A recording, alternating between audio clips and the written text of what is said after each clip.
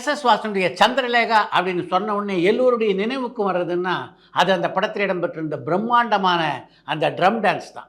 அந்த drum dance காட்சியில் மட்டும் ஏறக்குறைய 250 நடன கலைஞர்கள் பங்கேற்றிருந்தார்கள். அவர்கள் அத்தனை பேருக்கும் பல மாதங்கள் ஜெமினி ஸ்டுடியோவிலே பயிற்சி கொடுக்கப்பட்டது. அந்த நடன கலைஞர்கள் எல்லோருமே மாத சம்பளத்துக்கு ஜெமினி ஸ்டுடியோவிலே ஒப்பந்த கலைஞர்களாக இருந்தவர்கள்.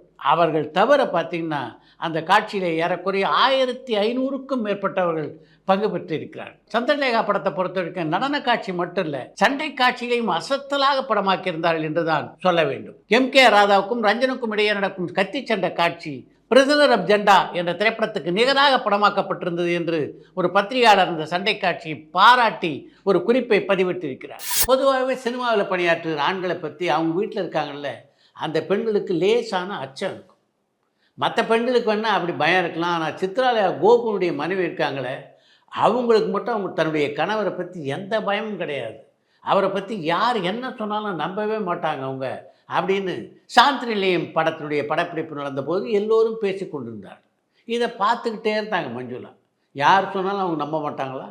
நான் முயற்சி பண்ணி பார்க்கட்டுமா என்று மஞ்சுளா கேட்க, எல்லாரும் தாராளமாக முயற்சி பண்ணு என்று அவர்கிட்ட சொன்னாங்க. இப்போ சித்ராலயா கோபுடைய வீட்டுக்கு ஃபோன் செய்தாங்க மஞ்சுளா. யார் பேசுகிறது? கோபு சாருடைய மனைவி கமலாவா என்று மஞ்சுளா கேட்க, ஆமாம் நான் கமலா தான் பேசுகிறேன் என்று கோபுடைய மனைவி பதில் சொன்னாங்க. நான் மஞ்சுளா பேசுகிறேன். ரொம்ப நாளாகவே கோபு சாரை நான் தீவிரமாக லவ் பண்ணுறேன். இது எப்படி உங்கள்கிட்ட சொல்கிறதுன்னு எனக்கு புரியல. ரொம்ப சங்கடமாக இருக்குது. அவரை கல்யாணம் பண்ணிக்கணும்னு ஆசைப்பட்றேன்.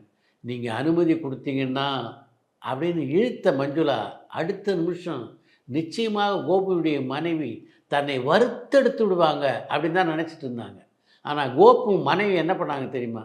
தாராளமாக பண்ணிக்கணுமா, நான் அவர்கிட்ட சொல்கிறேன் அப்படின்னு சொல்லிட்டு ஃபோனை வச்சுட்டாங்க. கோபுனுடைய மனைவி அப்படி சொன்ன உடனே மஞ்சுளா அடைஞ்ச ஷாக் இருக்குல்ல, அதுக்கு அளவே இல்லை அப்படின்னு தான் சொல்லணும் என்று ஒரு பத்திரிகை பெட்டியிலே பதிவு செய்திருக்கிறார் சித்ராலயா கோபு. புரட்சித் தலைவர் எம்ஜிஆருக்கு ஜோதிடம், ஜாதகம், நல்ல நேரம், கெட்ட நேரம் இதிலெல்லாம் எந்த அளவுக்கு நம்பிக்கை இருந்தது என்பதை உங்களுக்கு தெரிவிப்பதற்காகத்தான் ஒரு சம்பவத்தை இன்றைக்கு உங்களோடு நான் பகிர்ந்து கொள்ள இருக்கிறேன். எம்ஜிஆரை விட்டு ஒளிவிளக்கு திரைப்படத்தை எடுப்பது அப்படின்னு ஜெமினி ஸ்டுடியோவில் முடிவான உடனே எம்ஜிஆர் அந்த காட்சி விஷயமாக பேசும்படி தன்னுடைய மகன் எஸ்.எஸ். பாலசுப்ரமணியத்திடம் சொன்னார் எஸ்.எஸ். வாசன். உடனே எம்ஜிஆர் வீட்டுக்கு ஃபோன் பண்ணார் எஸ்.எஸ். பாலசுப்ரமணியம். அவரோடு எப்படி பேசுவது அப்படின்னு இவருக்கு தெரியல. அங்கே எம்ஜிஆர் வீட்டில் வேலையாள் ஒருத்தர் ஃபோன் எடுத்து உங்களுக்கு என்ன வேணும் அப்படின்னு கேட்டபோது எம்.ஜி. ராமச்சந்திரனோடு பேச வேண்டும் என்றார் எஸ்.எஸ். பாலன். அவர் இப்படி பேசணுன்னே நீங்கள் யார் அப்படின்னு அந்த வேலையாள் கேட்க, தான் யார் அப்படின்ற விவரத்தை அந்த வேலையாளிடம் சொன்னார் எஸ்.எஸ். பாலன். ஓ, சின்னவர்கிட்ட பேசணுமா, கொஞ்சம் இருங்க அப்படின்ட்டு ஃபோனை வைத்து விட்டு போனார் அவர். அந்த வேலையாள் அப்படி சொன்னபோது தான் எம்ஜிஆரை சின்னவர் என்று அழைக்க வேண்டும் அப்படின்றதே எஸ்.எஸ். பாலனுக்கு தெரிய வந்தது. அதற்குள்ளாக அந்த லைனில் வந்து எம்ஜிஆர் வணக்கம் வாழ்த்துக்கள் என்று தன்னுடைய வாழ்த்துக்களை முதலிலே சொல்லிவிட்டு என்ன விஷயம் என்று எஸ்.எஸ். பாலனும் கேட்க, ஒரு பட விஷயமா உங்ககிட்ட பேசணும்னு அப்பா சொன்னார், இன்றைக்கு உங்கள் வீட்டுக்கு வரலாமா என்றார் எஸ்.எஸ். பாலன். இன்றைக்கி அஷ்டமி, நாளைக்கு நவமி, அதனால் இந்த 2 நாளும் வராதிங்க, நாளை மறுநாள் வாருங்கள் என்றார் எம்ஜிஆர். இந்த சம்பவத்தை பற்றி தங்களுடைய ஆனந்தவுடன் பத்திரிகையிலேயே ஒரு கட்டுரையிலே பதிந்திருக்கிறார் எஸ்.எஸ். பாலன். பொதுவாக இப்போது தமிழ் திரைப்படங்களிலே பாடல்களுடைய எண்ணிக்கை குறைந்து கொண்டே வருகிறது. பல திரைப்படங்களில் பாடல்களே இல்லை. பாடல் காட்சிகளை படமாக்குவதிலே தனக்கென்று ஒரு தனி பாணியை வகுத்து கொண்டுள்ளவர் மணிரத்னம். அவர் இந்த பாடல் காட்சிகளை பற்றி என்ன நினைக்கிறார் அப்படின்னு அவர்கிட்ட கேட்டபோது, எதற்காக பாடல் காட்சிகளை தவிர்க்கணும்? பாடல் காட்சி அப்படின்றது என்ஜாய் பண்ணுற ஒரு விஷயம். எனக்கு பாடல் காட்சிகள் என்றால் ரொம்ப பிடிக்கும். ஆனால் அதே நேரத்தில் இந்த பாடல் காட்சி இருக்க, அது படத்தினுடைய டெம்போவை பாதிப்பதாக இருக்கக்கூடாது. படத்தினுடைய டெம்போவை பாதிக்கிறதாக பாடல் காட்சி அமையுமானால் நிச்சயமாக எந்த ஒரு ரசிகனும் ஒரு சிகரெட் பிடிச்சிட்டு வரலாம் அப்படின்னு தியேட்டரை விட்டு எழுந்து போகத்தான் செய்யும். அதற்கு மாறாக சிகரெட் பிடிக்கணும் அப்படின்ற எண்ணம் வருகின்ற ரசிகரை கூட கட்டி போடுகின்ற விதத்திலே அந்த பாடல் காட்சி அமைய வேண்டும். அதனால தான் பாடல் காட்சிகளை படமாக்கும் போது அதற்காக நான் கொஞ்சம் கூடுதலாக மெனக்கெடுவது வழக்கம். எல்லா பாடல் காட்சிகளும் வித்தியாசமாக அமைய வேண்டும் என்று எப்போதும் நினைப்பவன் தான் நான் என்று சொல்கிறார் மனிதர். பாசமுள்ள மனிதனப்பா, மீச வச்ச குழந்தையப்பா என்று சூப்பர் ஸ்டார் ரஜினிகாந்தை பற்றி பாடல் எழுதியவர் தான் கவிஞர் வைரமுத்து. நான் அப்படி எழுதியது எவ்வளவு உண்மை என்பதை எனக்கே ஒரு சந்தர்ப்பத்திலே உணர்த்தினார் ரஜினிகாந்த் என்று குறிப்பிட்டிருக்கின்ற வைரமுத்து அந்த சம்பவத்தை பற்றியும் ஒரு பத்திரிகை பேட்டியிலே பதிவு செய்திருக்கிறார். பாபா திரைப்படத்தினுடைய படப்பிடிப்பு நடைபெற்றுக் கொண்டிருக்கிறது. அடுத்த பாடலுக்காக என்னை அழைக்கிறார் ரஜினிகாந்த். அவரை பார்ப்பதற்காக நான் விரைந்தோடி போகிறேன்.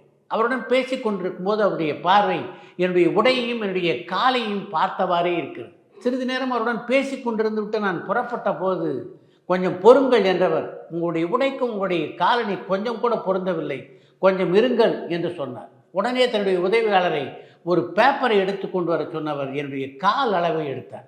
அவருடைய உதவியாளர் அளவெடுத்து முடித்ததற்கு பின்னாலே புதிய காலனியை வாங்கி உங்களுக்கு அனுப்பி வைக்கிறேன் என்றார் ரஜினி.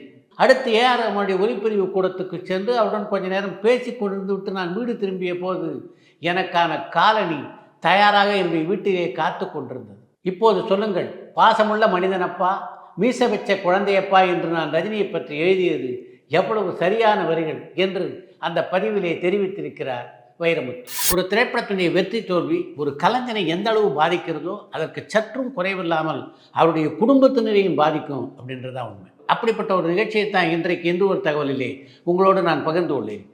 வசந்தபாலனுடைய இயக்கத்திலே உருவான வெயில் திரைப்படம் வெளியான போது அவருக்கு ஏற்கனவே திருமணம் ஆகிவிட்டிருந்தது.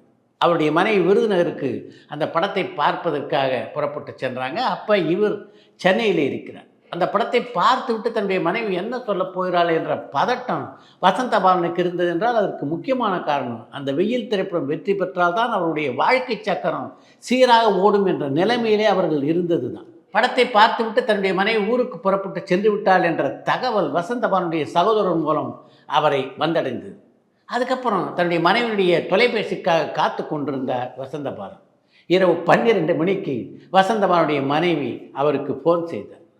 அவங்க ஃபோன் பண்ணோடனே படம் எப்படி இருந்தது என்று வசந்தபாலன் கேட்டபோது, படத்தை நான் பார்க்கவே இல்லைங்க என்று அழுதபடி சொன்ன அவரது மனைவி, இந்த படத்தை மக்கள் எப்படி ரசிக்கிறாங்கன்னு அவங்களையே தான் பார்த்துக்கிட்டு இருந்தேன், எல்லாரும் கைத்தட்டினாங்க, அவங்க எல்லாரும் கைத்தட்டி அப்படி படத்தை ரசித்த போது எனக்கு ரொம்ப சந்தோஷமாக இருந்தது என்று தன்னுடைய மனைவி சொன்னபோது, படம் மிகப்பெரிய ஹிட் என்ற வெற்றி செய்தியை தன்னுடைய மனைவியிடம் சொல்லி சந்தோஷப்பட்டார் வசந்தபாலன். அப்படியாங்க என்று என்னிடம் கேட்ட என்னுடைய மனைவி அழுதாள், சிரித்தாள்.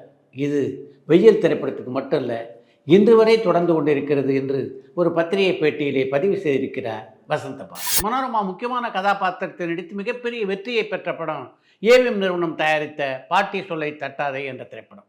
அந்த படத்தை அதே நிறுவனத்தினர் தெலுங்கில் பாமா மாட்டா பங்காரு பாட்டா என்ற பெயரிலே எடுத்தார். அந்த படத்தில் மனோரமா ஏற்றிருந்த பாத்திரத்தை ஏற்று நடித்தவர் பானுமதி. அந்த படத்தினுடைய படப்பிடிப்பு நடைபெற்று கொண்டிருந்த போது படப்பிடிப்பு தளத்துக்கு ஒரு நாள் சென்றார் அந்த படத்தினுடைய தயாரிப்பாளரான எம். சரவணன். அப்போ அவர்கிட்ட பேசிகிட்டு இருக்கும்போது, நான் இந்த படத்தில் நடிக்கிற ரோல் இருக்கேன், அது மனோரமா கிரியேட் பண்ண ரோல், நான் என்ன தான் முயற்சி பண்ணாலும் நிச்சயமாக அவங்க மாதிரி என்னால் நடிக்கவே முடியாது என்ற ஒரு கருத்தை சரவணனிடம் பகிர்ந்து கொண்டார் பானுமதி. அதை கேட்ட உடனே சரவணனுக்கு அப்படியே ஆச்சரியமாக போச்சு. ஏன்னா அவருக்கு பானுமதியை பற்றி நன்றாக தெரியும். அவ்வளவு லேசில் பானுமதி யாரையுமே பாராட்ட மாட்டாங்க. யார் சிறப்பாக நடித்திருந்தாலும் அதை விட தான் சிறப்பாக நடிக்கணும் அப்படின்னு முயற்சி பண்ணுவாங்களே தவிர, அந்த நடிகை ரொம்ப சிறப்பாக நடிச்சிருக்காங்கன்னு அவ்வளவு எளிதிலே பானுமதியை சொல்ல மாட்டாங்க. அப்படின்றதுனால தான் பானுமதி அப்படி சொன்னது சரவணன் சாருக்கு மிகுந்த ஆச்சரியத்தை தந்தது. அதற்கு பின்னால் ஒரு காலகட்டத்தில் பானுமதியினுடைய இந்த பாராட்டை பற்றி ஏவிஎம் சரவணன் மனோரமாவிடம் பகிர்ந்து கொண்ட போது எல்லையில்லாத மகிழ்ச்சி அடைந்தாராம் மனோரமா.